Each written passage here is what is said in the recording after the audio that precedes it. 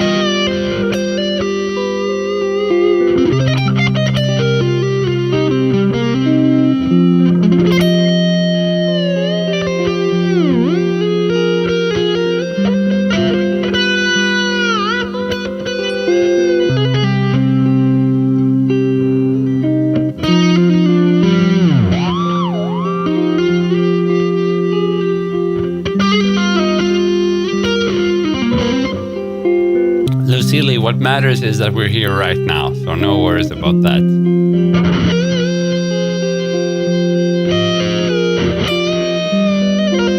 Life is a mess, I can only agree. So the best thing we can do is try to enjoy the moment.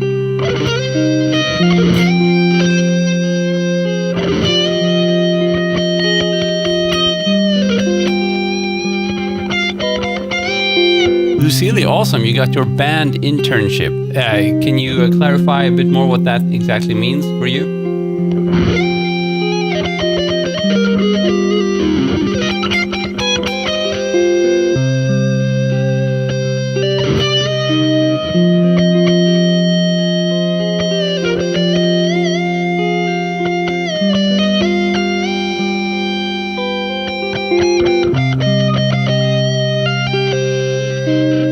David, what's up?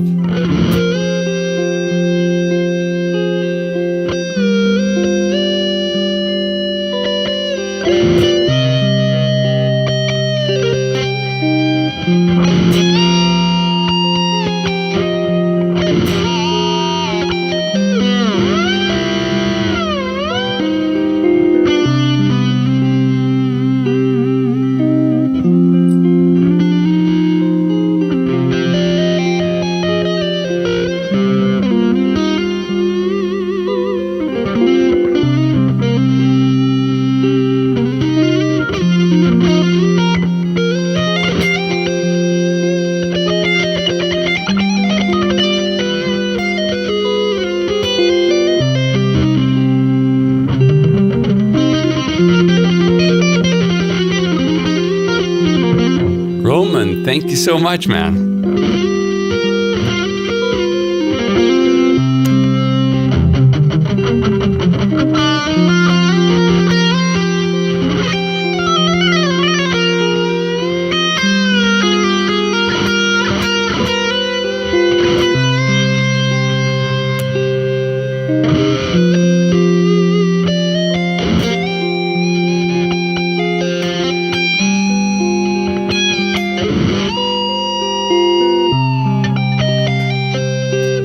I like it. Eventually record another recording of Curious Coincidence. That's a request I get once in a while, so who knows, maybe that'll happen. The tone is insane, thank you so much. So you're hearing basically the Mesa Boogie Mark V overdrive channel and the full tone OCD for gain. And a couple of small things like boosters, compressors. So I definitely want the cookie, Lucille. That sounds like very tasty stuff, and you're gonna make me hungry. How dare you? So if you guys want to tune in, I'm in C minor this time, and constantly kind of alluding to C harmonic minor on that last chord, this one. Back to C minor. And that's the thing, it's a very common thing to do, but I do it a lot. Diego Minster, Mexican guitarist. Mexico, ¿cómo está? Sub 2 seconds in, you're too kind, man.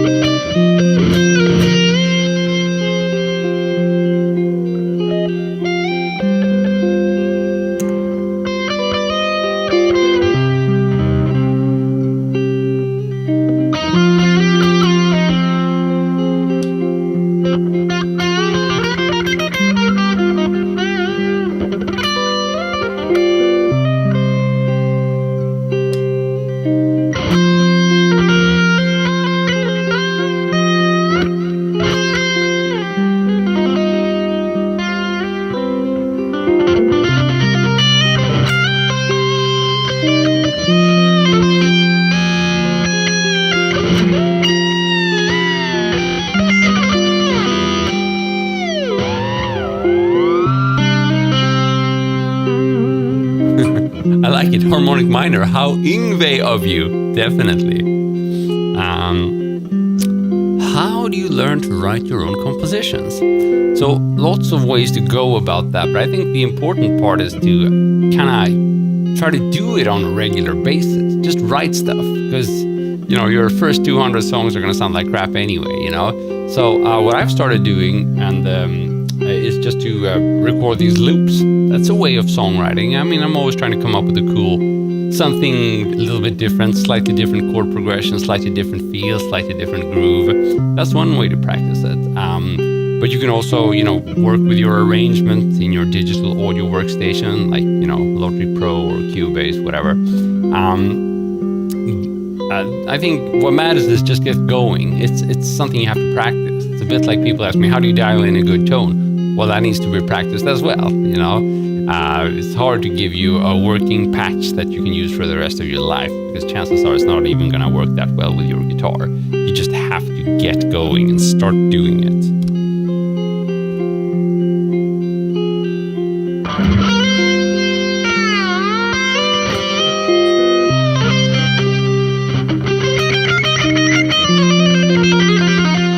Puvendran, some harmonics.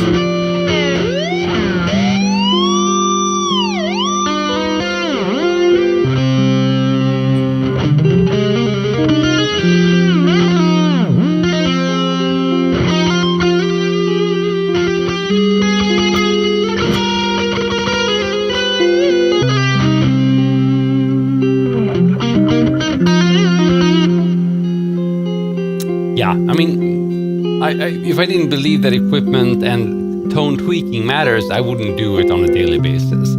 But it's a good saying, the one that tone comes from your fingers, because I think it helps clear some misunderstanding many guitarists have from the beginning.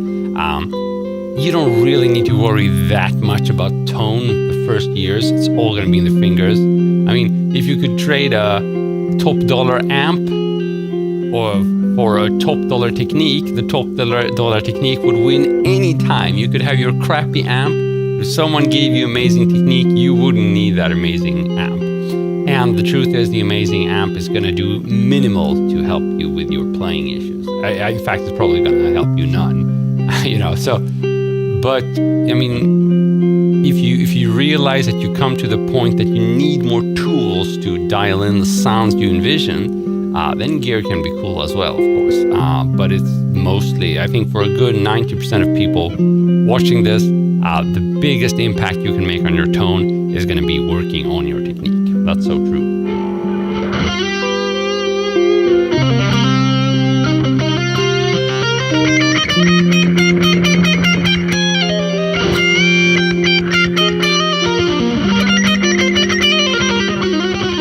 So, Kill 'Em All content. This is a Wolfgang EVH standard guitar.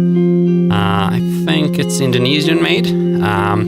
It's very good, kind of except for this tremolo, which I'm not a big fan of, so sometime I'll change it, maybe. It keeps in tune, so I can't complain too much.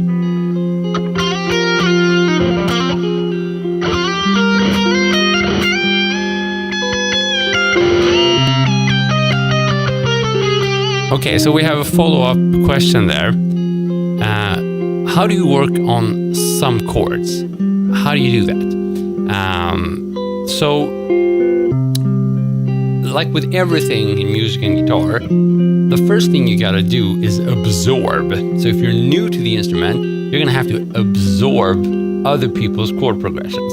That's just a fancy way of saying, learn some goddamn tunes. And you shouldn't ask me what tunes, you should choose tunes that you love the sound of. You can always find a simplified version, choose the simplest part, or maybe you're lucky and it's a fairly simple tune and you can learn it from the beginning. That's number one. So when you played a whole bunch of tunes and riffs and whatnot, then you already have some cool chordal examples. Then you can take the next step and maybe learn like the major and the minor scale and start analyzing these chords and riffs and see where they come from which scales and from which keys are they derived. Once you can do that, then you start approaching the step where you can actually start using all this knowledge that you've absorbed to write your own stuff. You've learned that, hey, okay, that movement is cool, so I came up with this riff. What if I combine it with that other chord movement? And that's going to come more and more the more you learn and absorb, and also the more you understand the framework, which is going to be, keys and theory and that stuff. A lot of people I see approach me and want to learn theory first. They know a few songs and 2 licks, but, now they want to fix everything with scales. It doesn't really work like that. Basically, the rule is, if you're asking me, should I learn scales? Will that help me? Then the answer is most likely no. In 99% of all cases, that's not going to help you. However, if you feel the urge to just understand all those riffs and chords and licks that you've learned, you're not going to be asking me about scales. You're just going to be, learning those scales. So I don't know if that makes sense, but I've seen this a lot, that people trying to, dive into the theory too early. You need those playing examples. I would say it's a good idea to have at least decent control of your instrument before you start worrying too much about scales.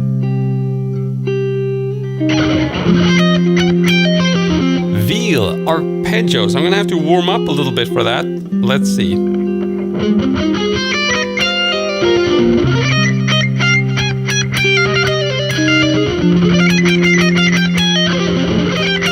You can hear the arpeggios are not clean at all right now. So sometimes I warm up just with my left hand.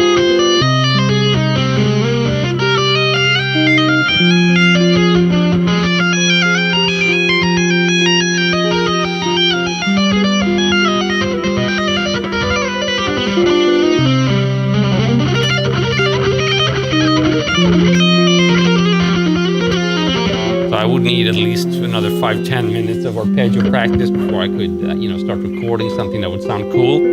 But you have a little bit of it here at least.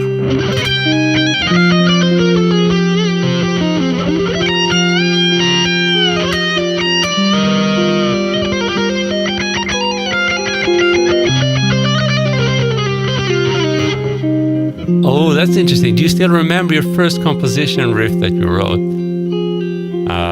I have vague memories of it. I also had some tune like A minor and E is like, I need to water the garden, whatever. It's really silly stuff, but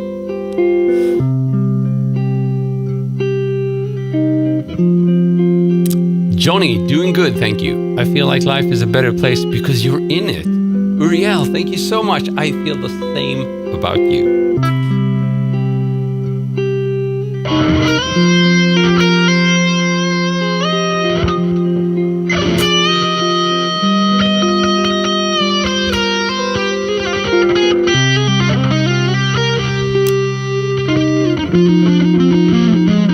Okay, we have a troller here going in a little bit too hard, so I'm gonna have to do a direct ban.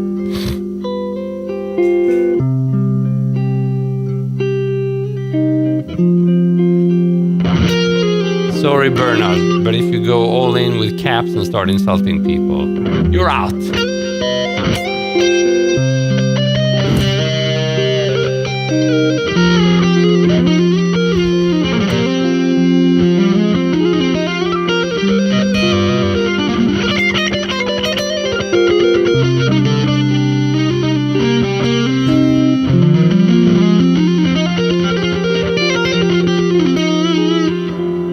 Interesting. Can I recommend my headphones for bass guitar practice? My Sennheiser bass sounds flat and hollow. I had laxness.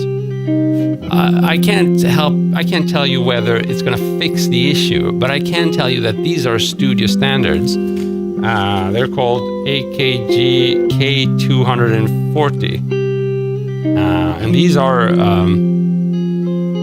they are studio standards. So and they're definitely capable of giving you some bass frequencies, but the problem is headphones are always going to be an issue for the lowest frequencies, simply because you need larger cabinets for those.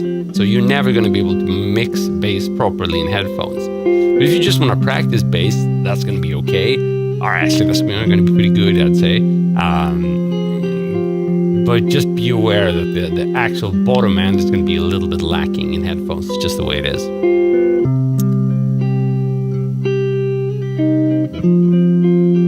Oh, Bernard from the other day. Well, he got a permanent ban now from here. So he's off now. Shouldn't see him again. Fusion arpeggios ideas. I like it. Let's do. We have 2 questions about arpeggios there, so we should do some more.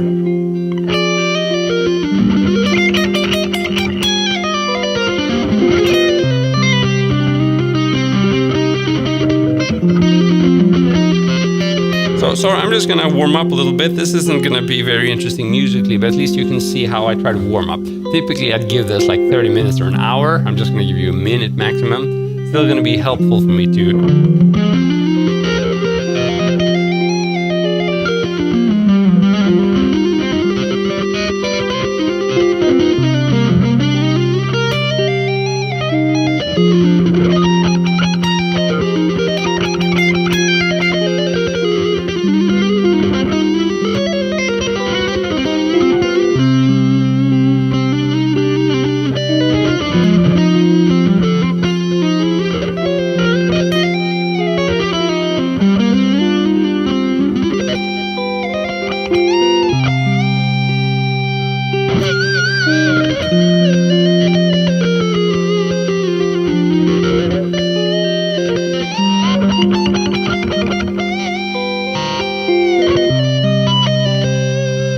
reflecting trees. So if you're looking for fusion arpeggios, then one thing I've started doing recently, and I'm still kind of practicing it, so I might not be the best one to ask about it, but since you're here and I'm here, I'm going to try. And that's just playing an arpeggio that's outside of a key for a brief moment. Now, I typically like to do that with either diminished arpeggios or dominant arpeggios. We can start analyzing exactly what harmonies I'm hitting, but I think the easiest way to approach this, because the whole point is you want to sound outside. You're not really aiming for notes that you can bend and kind of hang on and sustain and emphasize. You're just trying to play wrong notes. So you don't have to be over concerned about exactly what pitch you're hitting. You're going to hear when it sounds wrong. So for example, I'm in C minor now, playing the A flat major arpeggio. That's going to sound in tune. Or it's not going to sound outside. Because it's contained within the key of C minor. It's a diatonic arpeggio. But if I move it up a half step, it's going to sound bad. There are lots of other ones that are going to sound bad, and you don't have to make the initial theoretical analysis that I just did. Just take any arpeggio that's close to where you're playing and see if it sounds wrong, Not that bad. That's okay. And then the challenge is going in and out of that arpeggio. If you can do that in a natural way, then you have your fusion or jazz sounding arpeggio.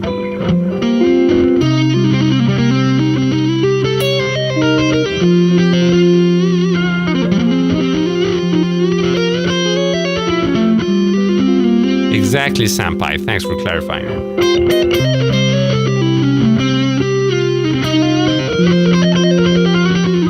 So diatonic means in the key, right?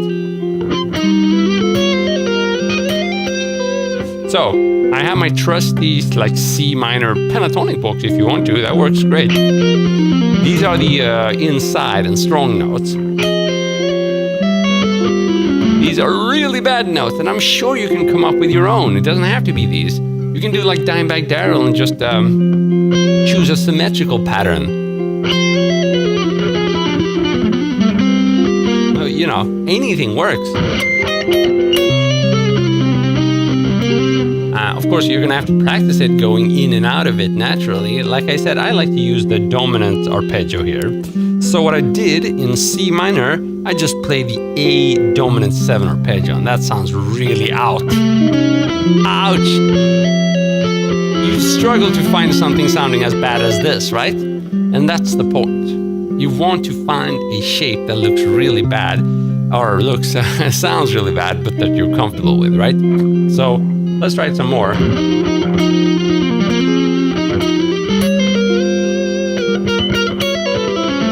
That's too much. I emphasized it too much. It sounded bad there, so.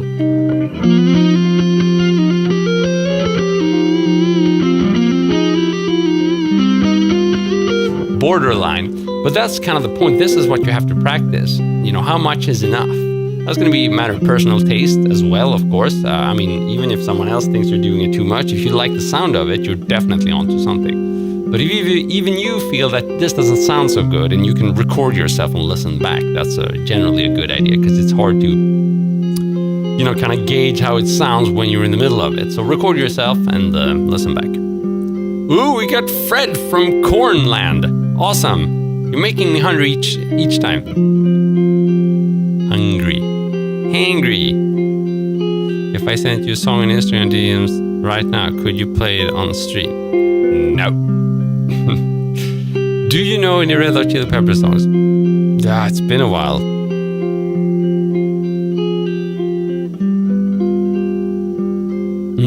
Marty Friedman picking style.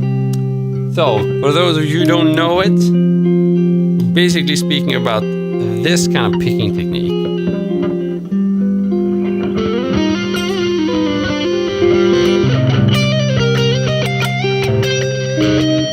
And he does this, right? When he wants to mute, he does that, which is not very handy.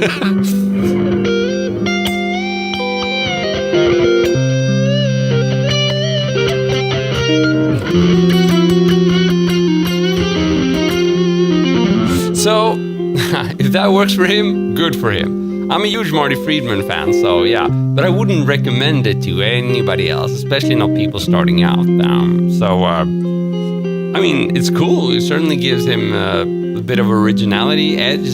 Just like if you lack one or two fingers, you're gonna have to find a different solution, and chances are you're gonna end up sounding more original than someone with 5 fingers.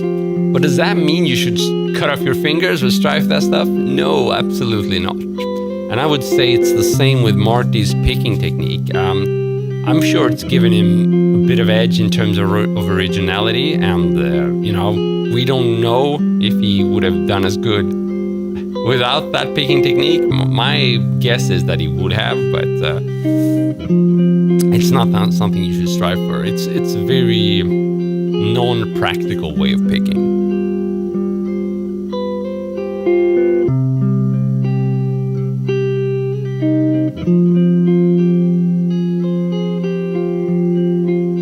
He said he developed that style because he didn't like the sound of muted notes. Yeah, I can imagine that, you know, he started out and he had maybe a switch or something and was hanging on the strings like, oh, damn it, and he did like this instead. I'm sure, yeah. But, I mean, you don't have to mute the notes just because you just because you pick the normal way, right? I'm not using that technique, and you're not hearing any muted notes, right? So that's just not a valid explanation to go for, you know, it's a bit like driving your car in the forest just because you're worried about an accident with other cars. It just doesn't make sense, right? Sure, I mean, there's a tiny, weeny bit of logic in there, but it's not good enough in terms of explanation.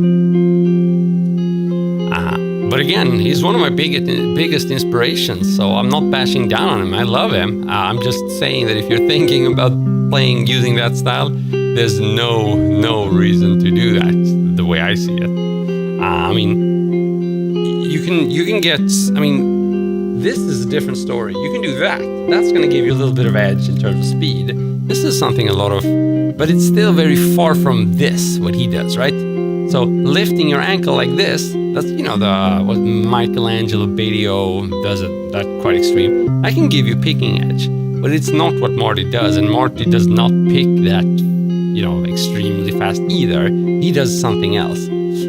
So yeah, that's extreme. No need to do it. But yeah, sure, you can lift like that. That's cool.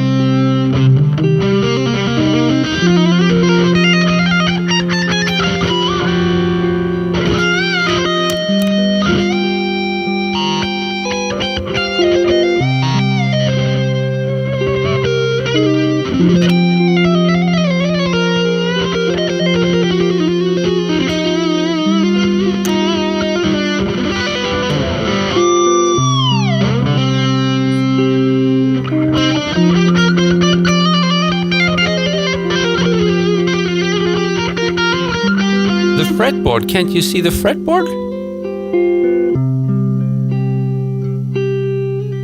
Here it is. But hopefully you can see the fretboard decently. Otherwise, it's going to be hard for you to see what the heck I'm doing. Come on, fretboard. Show yourself.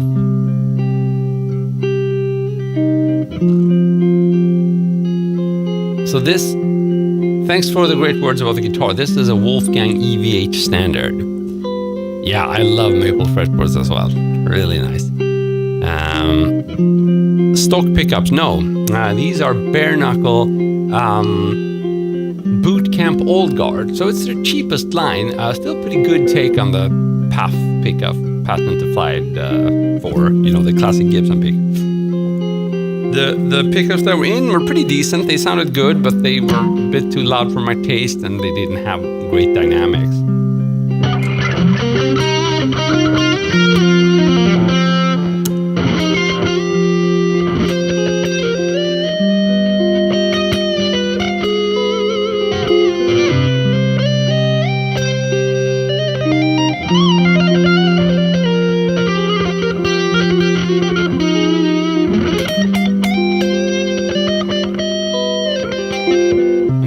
Switch here. I'm going to use my Ibanez and I'm going to change backing loop as well.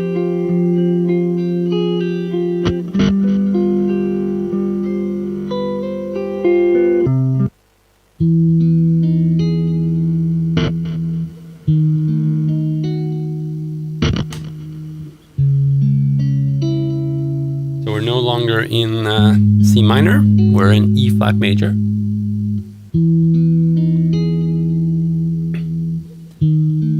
World set on stone. So I'm using the Sony ZV-E10. It's marketed as a blogger camera. I'm using the first version. Sony ZV-E10. It's from their Alpha series. Little lo-fi, yeah. I don't own any Schecter guitars, sorry. Red Hill Country guitar. Sorry, I don't know what that is. Oh, in your short videos it was different. Oh, I see what you mean, Anheim. So I have several different guitars and some of my guitars are scalloped. So that's why they have these curved frets. So that's basically, I've removed the wood and it has the same effect as having a really tall fret wire. Meme Central, you like my music, thank you so much. See if we're in tune. Oh yes, this has a oxidation issue. I have to do this a little bit.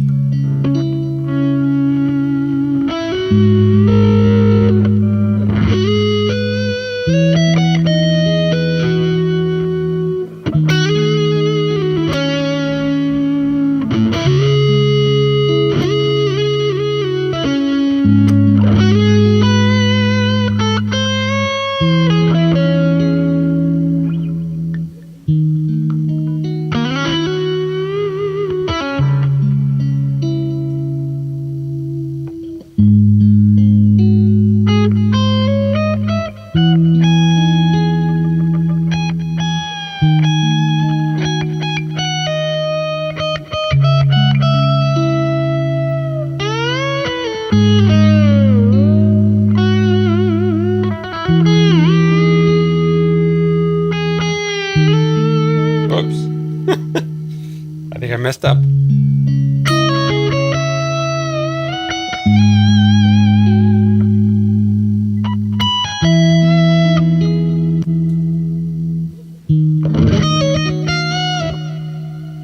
Sorry.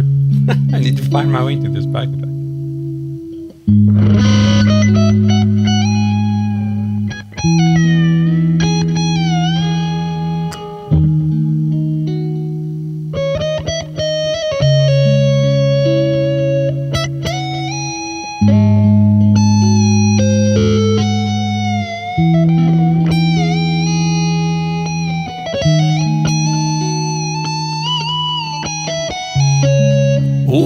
best thing you scrolled into at 4 a.m. And I was here thinking I totally messed up. Thank you, Shoto.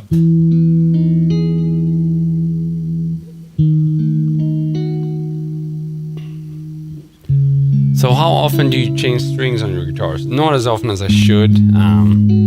I use elixir strings just so I'm gonna try to not change the strings as often, and it works, but I still don't do it often enough. I play 10 different guitars at least, so I couldn't tell you how frequently I change strings. I can just tell you not enough. It's a lot of work maintaining all these guitars. So Shoto, if you want to learn to play the guitar, in the beginning, I'd say get a guitar that looks cool and inspires you. And if you can try it before, that's worth a lot. It's just that it feels okay to you. I mean, that's more than good enough, especially if you can find a guitar store where you're comfortable sitting around for a while. That's the best option. And these days you can find some really cheap like Strat copies. They're usually good value even though they're very cheap, so maybe look at one of those. If you're totally into heavy metal and modern metal, then a Strat maybe is not perfect, but it still works really well, especially if you swap one of the pickups for something louder. You're going to be fine. So maybe a Strat copy, a Stratocaster copy could work, but it's a matter of taste. All of these guitars work well. Just find something that's affordable and you think is cool. You can also learn on an acoustic or classical guitar. Works perfectly fine for learning your first chords, your first licks. There are some techniques, like that's not going to work very well, but who does that in the beginning? It doesn't really matter.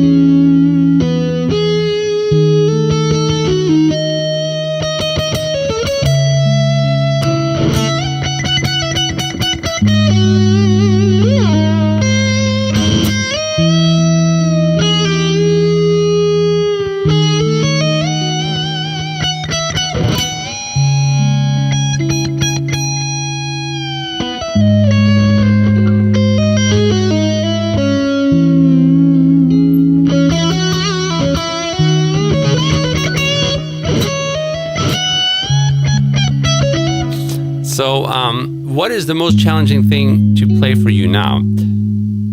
For me, the most challenging thing is consistency, and I think that's a lot of people are struggling with this. I have some students coming to me. It's like, yeah, when I play on my own, it sounds amazing. As soon as I record, it sounds bad. I suffer a lot from that as well, especially in regards to timing. Now, of course, I know the remedy. The remedy is not to complain. It's to get even better at it.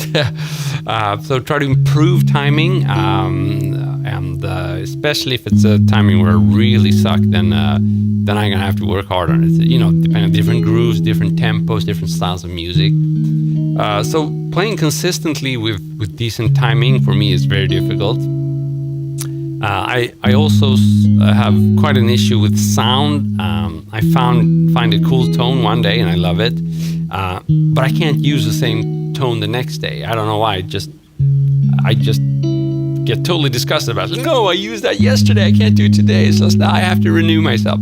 So I'm always in the process of finding a new good tone, and it only works like 50% of the time. So right now, I'm not too happy with my tone. That's why you see me tweaking with changing guitars and doing stuff with the volume knobs. But what I should do is, stop the stream and tweak my tone for now. Right? I don't really want to do that. So,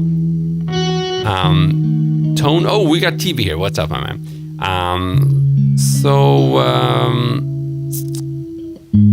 That's timing and tone. And in general, just consistency. I have really good picking days and I have really bad picking days. I'd like to get more consistent, but that's not really possible. You're always going to have these ups and downs. So I think Your technique should kind of cater for the bad days as well, and that's always what I teach.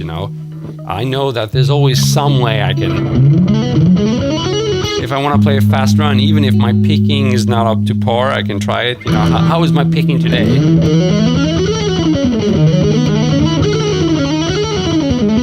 It's not very good, but it's okay considering I haven't warmed up at all using picking. But either way, if I haven't done that, then I can still use some hybrid legato, right? There's no picking here really. Mostly legato and hybrid picking.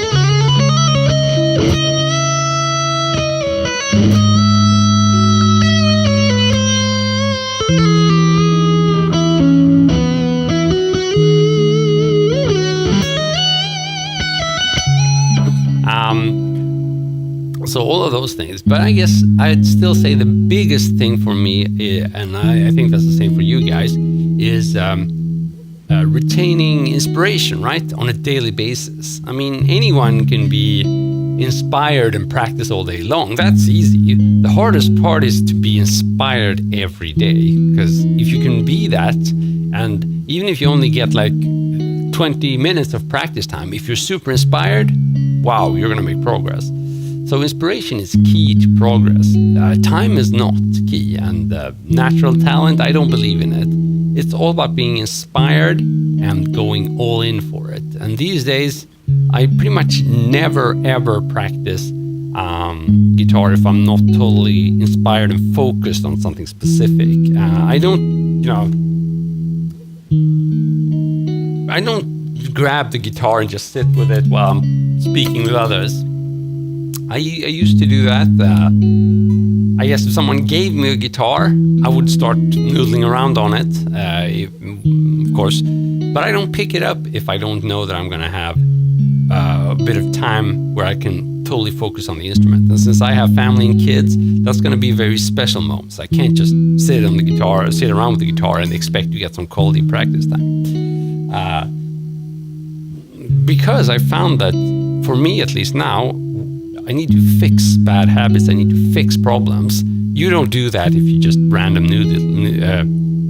If you're just doing random noodling, you're not going to fix any issues. If anything, you're going to further emphasize those issues. You're going to repeat them, right?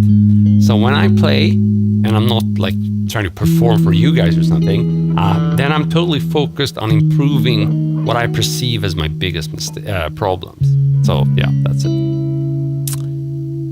It's hard to self-teach, but it's hard to learn anyhow. So for me, self-teaching I think is pretty okay. I like it. Can you make the major scale sound sad? Yeah. I mean, you have all these minor chords in the major scale, so in a way it's easy. Just play the minor chords. But I see what you mean. If you want to make it sound a bit more melancholic, try the Lydian mode. It's the same as a major scale, but you're changing one note. Basically the fourth, you make it a sharp fourth. That has a much more deep but I mean, this is, you can see this as the major, E major, right?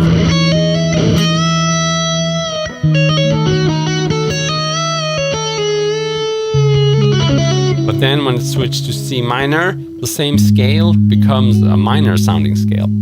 So, yeah, I guess, I mean, it's a hypothetical question. Can you make a completely major sounding chord progression, so only take the major chords from the major scale and make it sound super sad? That's harder. But again, as soon as you start using any of the minor chords that are found within the major key, like we spoke about, diatonic chords, the chords within the scale, it's going to sound minor for sure. It's going to sound sad. And I'm sure you could sing something super sad even over a completely like major chord progression.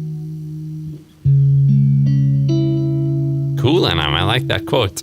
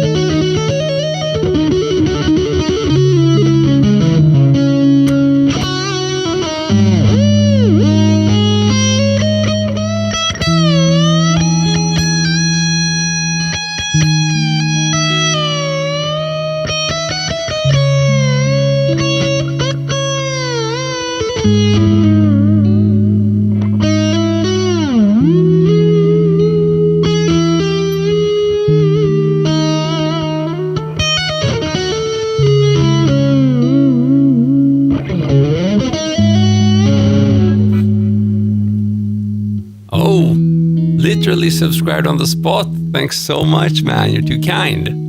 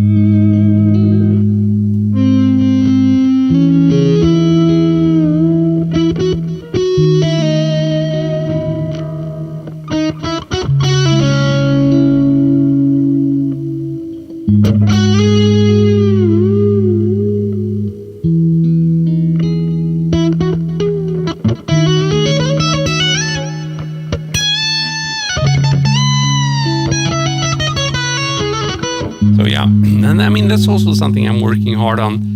Being consistent with these musical ideas is also tricky. I think part of the challenge here, it's a little bit difficult to go between the complete focus you need to improvise on the fly and, you know, being social. That's a little bit hard.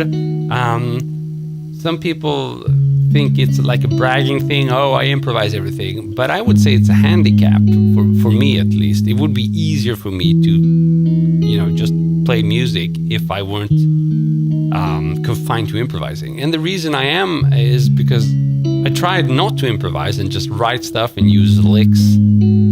But that bores me. That is equal to not playing at all to me. The only way I can play is if I have freedom to improvise. And with improvisation comes great inconsistency. You need to be in the mood, you need to have your sound, you need to have your backing track, and you need the focus. Then you can produce cool stuff.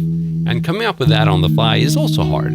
I mean, it can be practiced, and I'm not saying I'm not using all these cliches in between the improvised stuff. And sometimes that's what people like, because that's what I'm most confident with. But I always try to stray from that. And as soon as I have some extra brain power to kind of put into my improvising, I would try to get away from those cliches. Are your loops MP3s or loop stations? So this loop is one I wrote, I think yesterday. I'm using the looper pedal TC Electronic Ditto Plus. It's a great upgrade. I had a really crappy loop pedal before, and now I can save my loops and stuff like that. So it's nice. My intention is to work quite a bit with these loops the coming weeks, both so that I have more fresh stuff to jam over here, but also because I want to improve my looping and my rhythm skills. And as we spoke about in the beginning of the session, just improving your songwriting skills. Looping is a great tool for that if you use it to kind of try new chord progressions and try new riffs and that kind of thing. I mean, I have 60 seconds, or is it 60 minutes? I think I might have 60 minutes to loop. I never record anything longer than a 15-second loop, so 60 minutes is pretty extreme, but I think that's what I have here.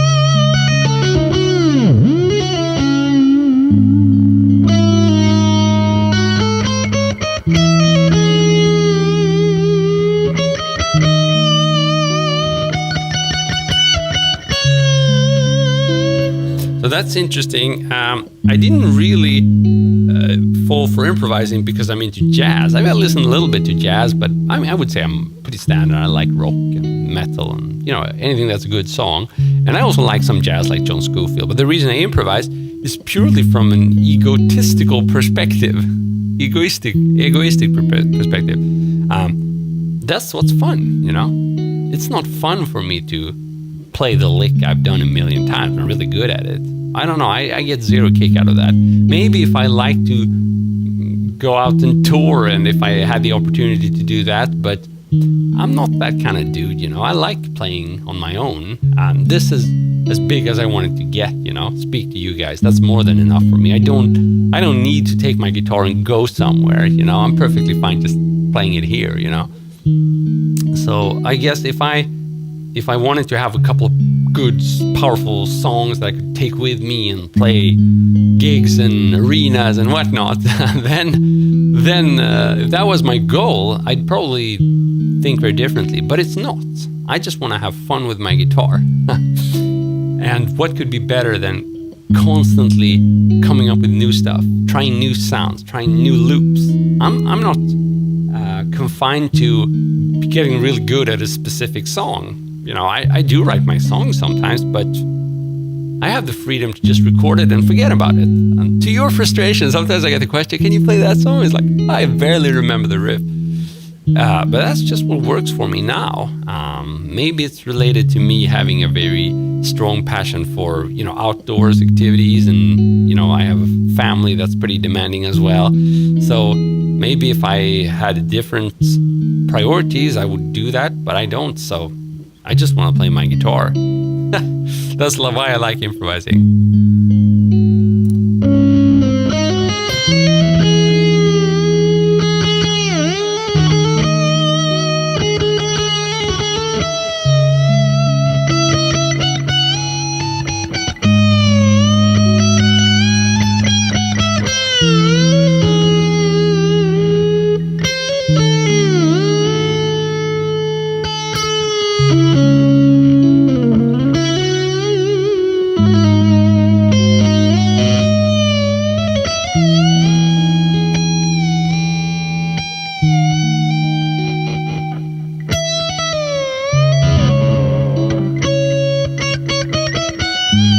Maybe I should try a Les Paul guitar. Someone asked about Slash. I don't know that Anastasia solo, but I'm gonna try my Les Paul guitar.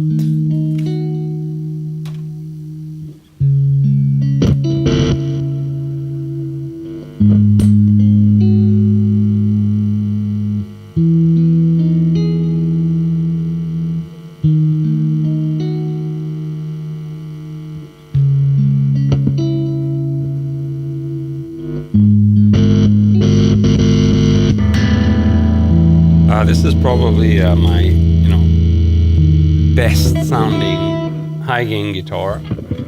So we'll see if that one can get me closer to what I'm hearing. I'm not always playing in minor keys, but I prefer minor keys, yeah. And plus it's the theme of this session.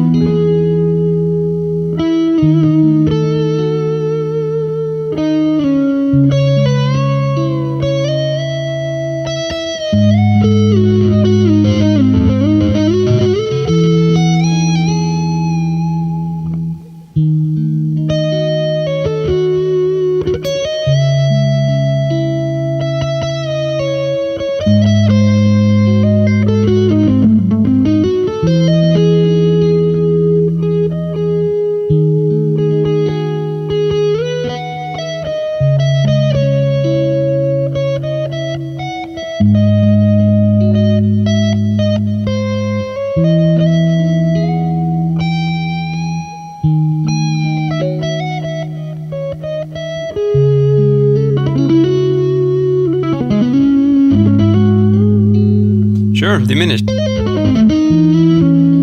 can also play them really outside of the key. If you like that kind of outside.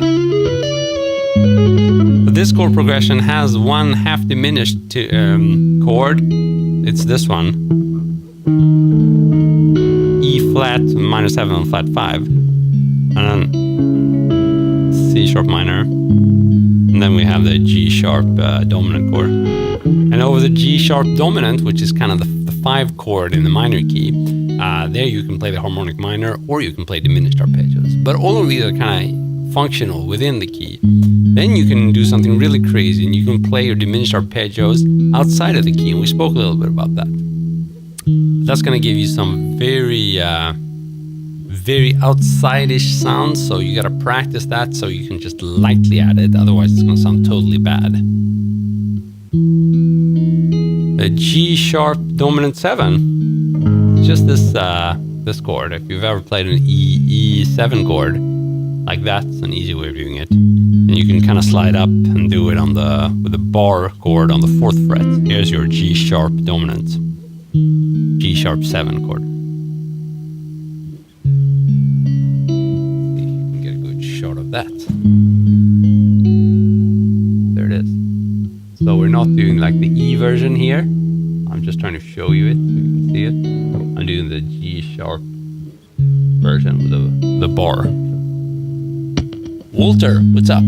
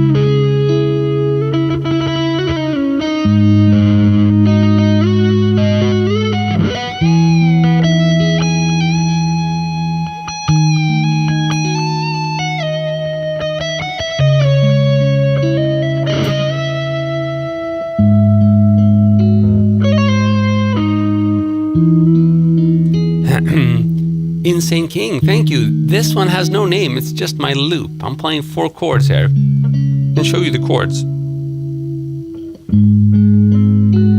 So it's just me doing this.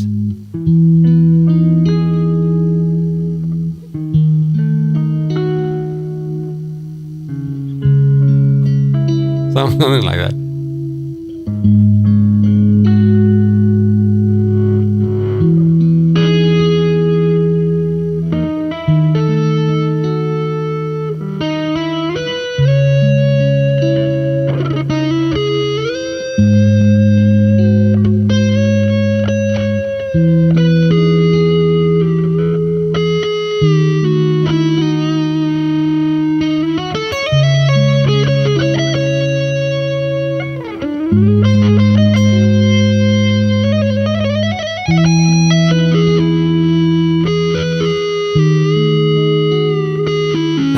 What love feels like. I like it. Maybe that's the title of this track. I like it. We should name this Must Be What Love Feels Like. I'm gonna write that down. It's awesome.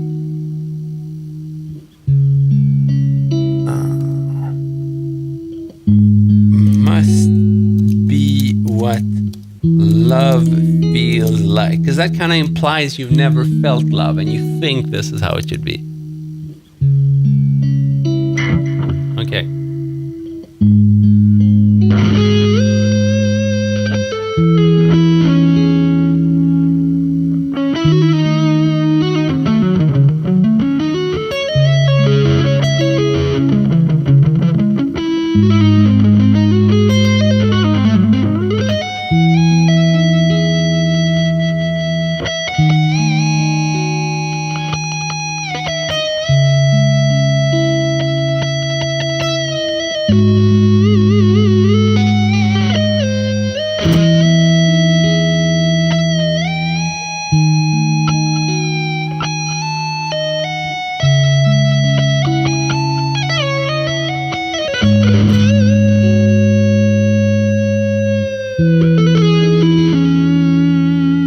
Well, Insane King, actually, I think the simpler the rhythm is, the better it is, provided it sounds cool. If you need to do something very complex to make it sound good, I think it's usually not as good as your super simple, let's say, pop song or whatever.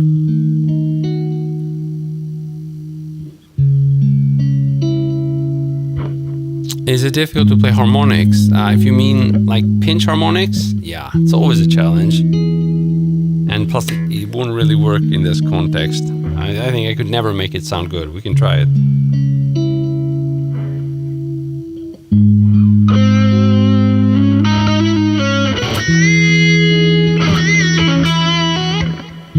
What do we think?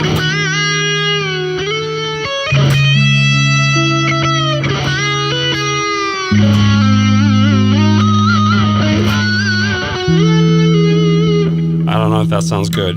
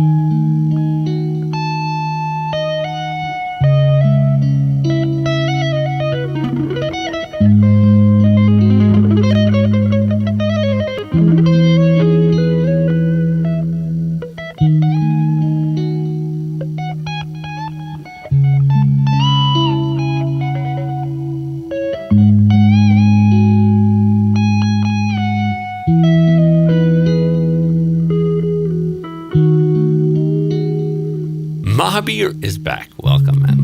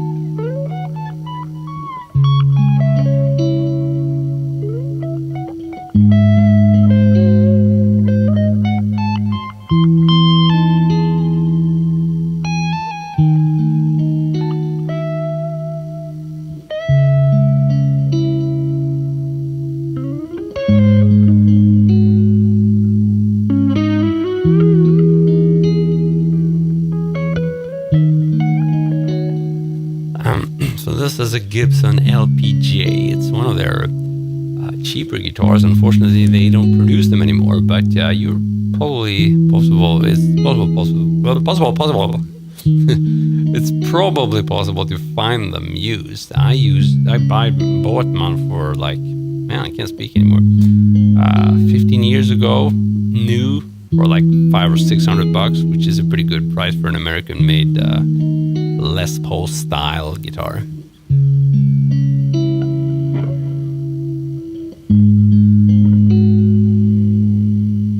I mean, it doesn't have that much bells and whistles, but it sounds awesome.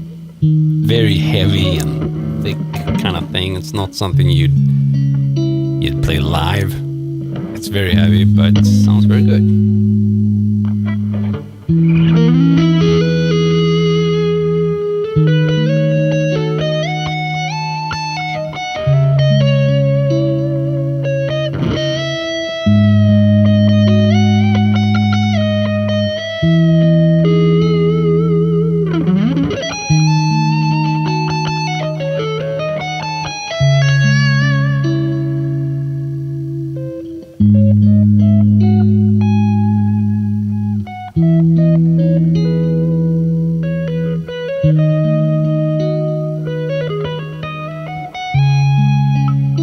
But as you can hear, I can keep on going for a long time. It's a very soothing kind of backing track, and yeah, I think it has what's the word? Therapeutic properties. Just playing something very soft and relaxing.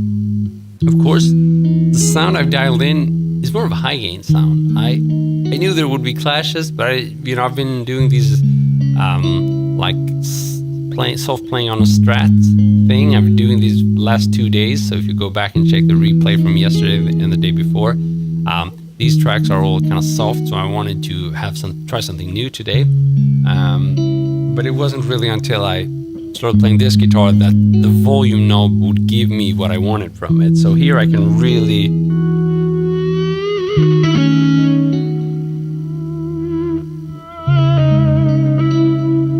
get a good sound from the lower volume setting.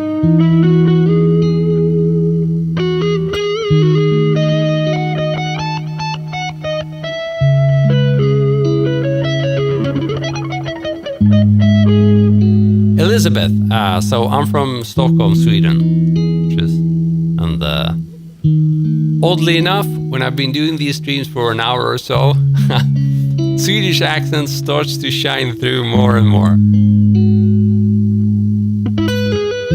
Where are you guys from? It's always interesting to know. It's always such a cool mix of people from all over the world.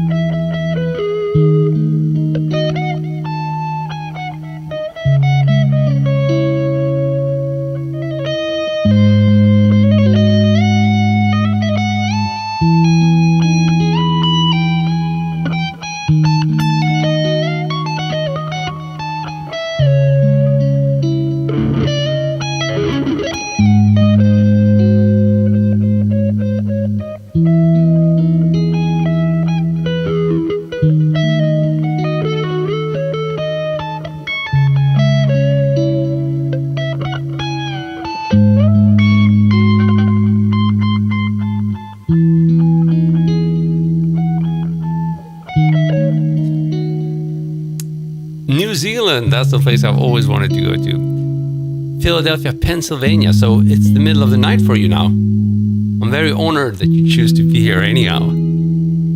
West of Seattle, another, how do you say, night owl, is that a word? Vancouver, awesome. So oddly enough, I was actually born in the States, but I was only there for like 2 weeks, and then my parents moved on. My father's a Swedish diplomat. Haven't been much in the States, ever. So maybe someday, who knows?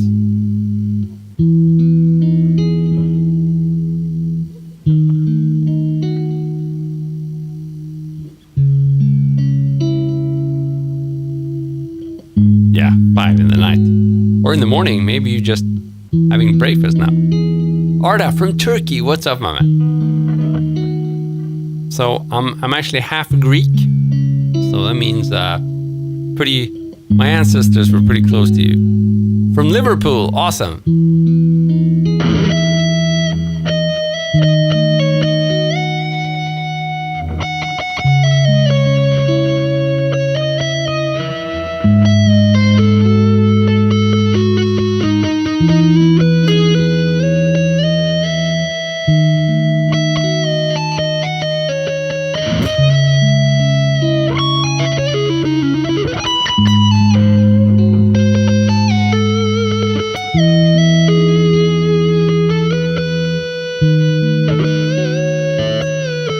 Houston.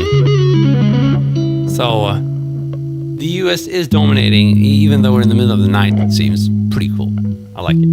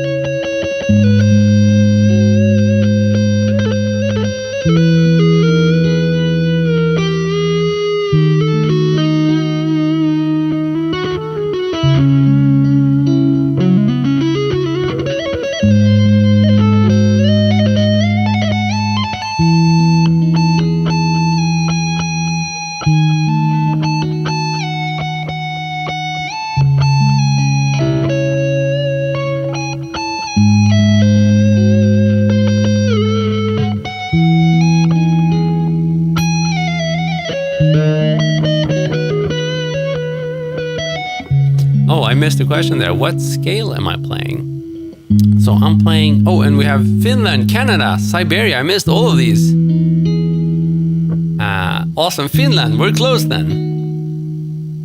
Siberia, we're not close. Canada, awesome. There's a country I've never been to.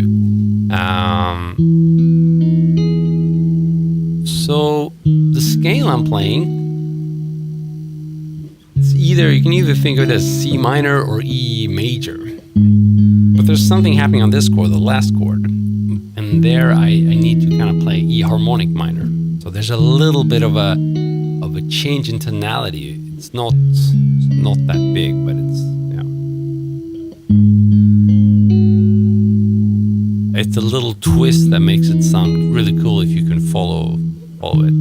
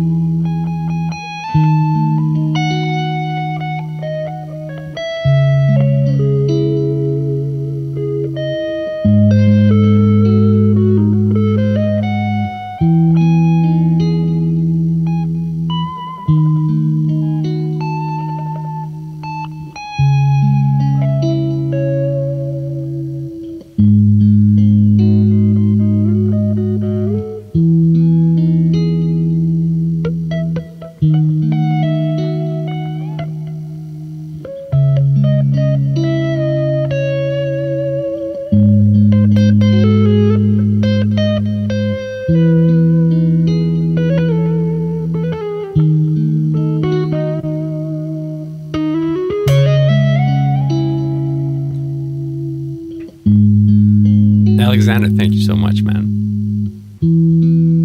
Raincat Studio, what's that? Ren also subscribed. Thank you so much, man. So it seems... Oh, Raincat Studio is another user here. Sorry, Raincat Studio. Yeah, it seems that I can go on for a little bit longer when playing with these clean tones.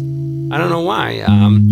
I guess maybe I'm trying to feel every note too much, but with distortion, it's just so much in your face and you don't have the dynamic range. I don't know, if you just turn the volume knob down and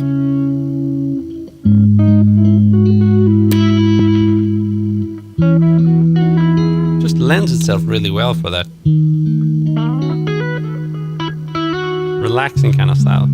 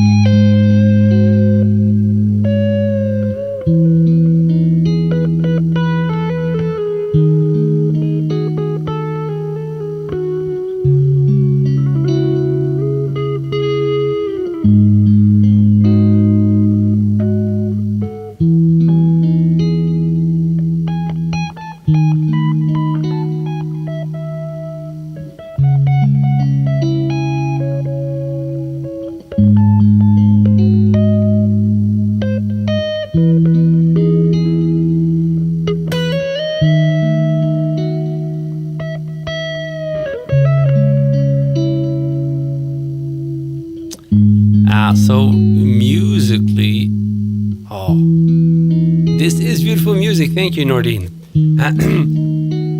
So I think when I'm playing this kind of stuff, my biggest inspiration is probably Mark Knopfler and his studio album or solo albums. So if you've listened to like the Shangri-La, what are the other ones called? Way Man, I remember, Ragpicker's Dream, all that stuff, very good stuff. I didn't listen that much to Dire Straits, but his solo albums definitely. But I also come from, the rock and metal school. It's not really illustrated here. Sometimes you're going to see me do this little sweep and fast playing stuff. But for this kind of stuff, it's definitely Mark Knopfler, I would say. Musical is a powerful thing that transcends where you're from. Just feel the music and you feel connecting to each other across the world. Yeah, very, very true words there.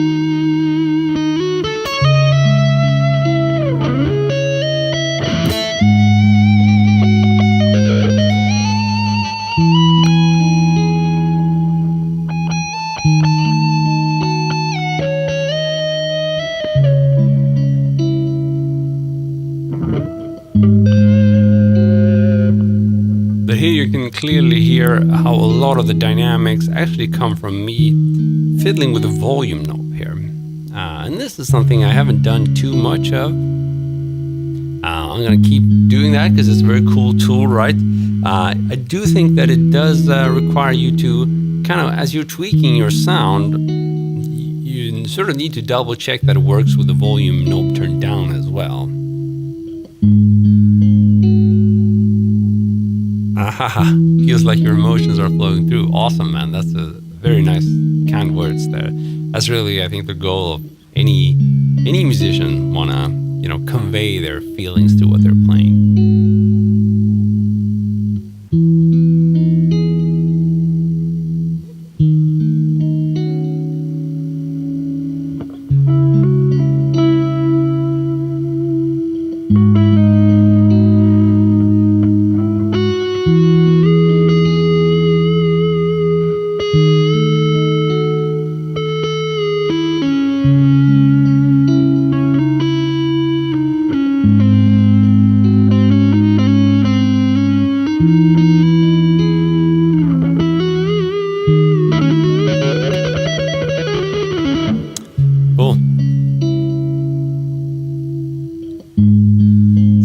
I want to thank you for this stream. It's been fantastic to share this moment with you, and I think we even came up with a cool name for this jam. Must Be What Love Feels Like. I like that. It's a very cool title, so we'll see. Maybe we can use that in the future. But thanks so much for tuning in. You've been absolutely amazing, and I hope I'm going to have the honor to play with you guys again. And the good thing is, it happens pretty much every day. So if you guys stick around this time-ish tomorrow, there's a good chance we'll be meeting again. Haha, you guys don't want me to stop. So, thank you so much for being around. You've been wonderful. I've been Chris Vidal. I'm going to play a little outro for you as well, so we can say goodbye in a proper way.